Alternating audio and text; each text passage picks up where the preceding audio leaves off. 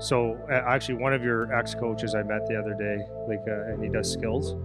We were talking, so I asked some questions about skills, and he was laughing because one of the comments he said was the same as I always say. He goes, "Yeah, there's a lot of," because I was asking what he does for skills with, I can't say what he does for skills and stuff like that, and he said, "Well, I do more specific stuff, like so, kind of like what I do." So his comment was, I'm not a guy that goes out there. He goes, I think it's stupid that someone goes out there and has a puck for 40 seconds to do some kind of drill. Like, never happens in a game. He goes, like, anybody can do that.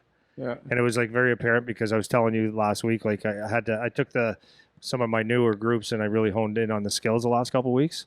And the parents were like, after the first one, you could just see it. They go, okay, okay, that's a lot different. Yep. Because I was breaking down all kinds of little things, right? Like it's one thing to go through a drill and just do a drill. You might get better at the drill, but like there's really no purpose to it. Like and Charlie showed me something on Instagram the other day, and I'm going, yeah, dude, I don't know. Like they need more toys out there because like it's amazing, but like there's no specifics. Specificity. That's a tough one for me. Yeah. And it's like it's fine to do a drill. Like it's so if you do one of those drills, if you're a skills guy, if you're a parent looking at if you go to a skills session, because I'm not here to say don't go to anything unless it's mine. That's not what I'm saying. Yeah. But when you go to something, make sure that you're getting some value out of it. Because anybody could, like, if I didn't know anything about hockey right now, like as a dad, I think I used this before with music, right? Because that's a domain that I have no idea what's going on. So if Charlie wanted to tickle the ivories, and I looked at him and he was trying to play, and I realized, okay, I don't think he's got it. But I'm going to bring him to someone, and it doesn't have to be the best instructor ever, but I need to see some progress in some fashion, right? Yeah. Like that makes sense.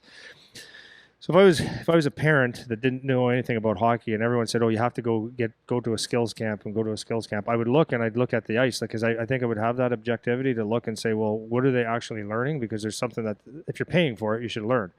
I would look and say, well, I can go and buy 10 or 15 pylons like this guy, and some pucks. That'd be about $200, and I can get 10 people to rent the ice, and that would cost me about 10 or 15 bucks a head or 20 bucks a head. That's cheaper. Yeah. And let them go do their own thing.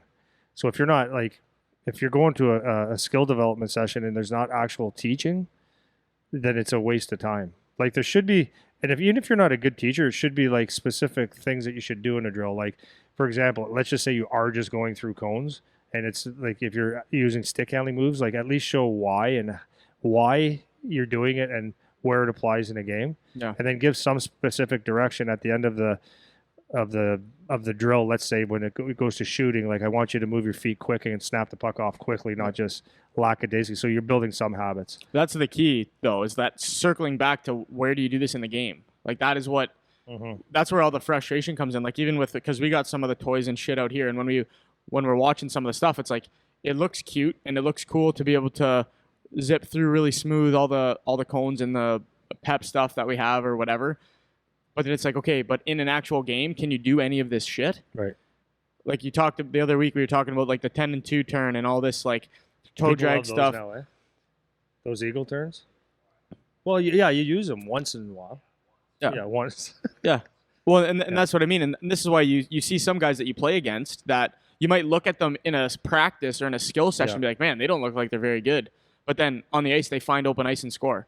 Like there's a guy on the wall there, my age guy, that's what he did. Yeah. He wasn't this guy that was flashy with this. He wasn't a great skater, not flashy hands, but he just found pockets and could score. Yeah. And it's like, that's actually important in hockey. If you can do that in the real game, like that's actually more important than the guy who can stick handle.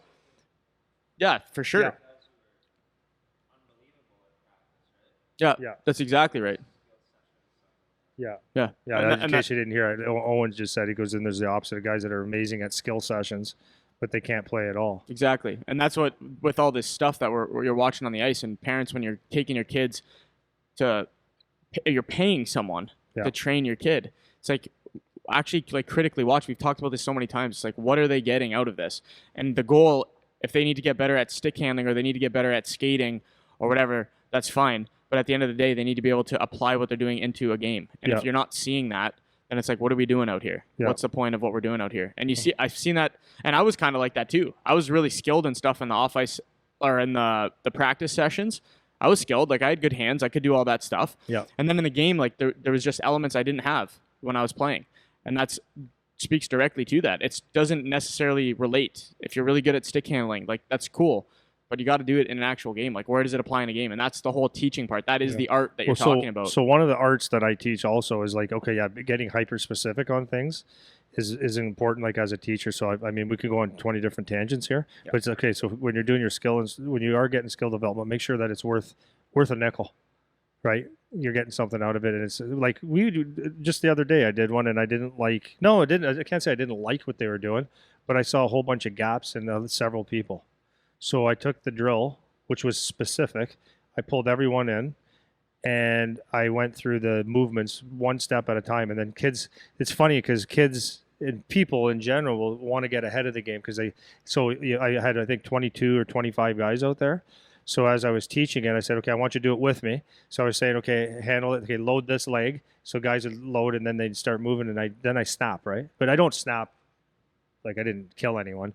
But like I snap because I need you to listen. Yeah. Because that's the part of the learning is actually absorbing some information. Yeah. And it's the mind-muscle connection because I want them to do it perfectly, slowly, and then we'll do it smoothly and then we'll do it quickly. So that's actually a military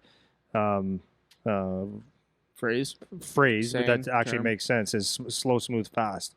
So I want them to get the pattern so then they get smooth at it so then they get quick. What you can look at that session and you can say like for those 5 minutes, it's probably the most important part of the session.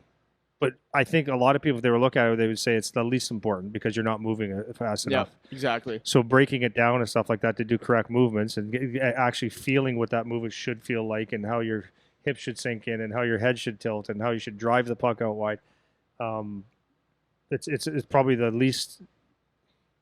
I think some parents would say that's all great that you're teaching, but I don't think a lot of them would appreciate, or the kids appreciate how valuable that little piece is. Yeah, because if you listen and you do it slowly and do it a few times and do it as we do it, then so what happened was Brett was on the ice with me, and it was like 10, 15 minutes later, he comes up to me and goes, wow, like every time you do a drill, you always explain the why and the how.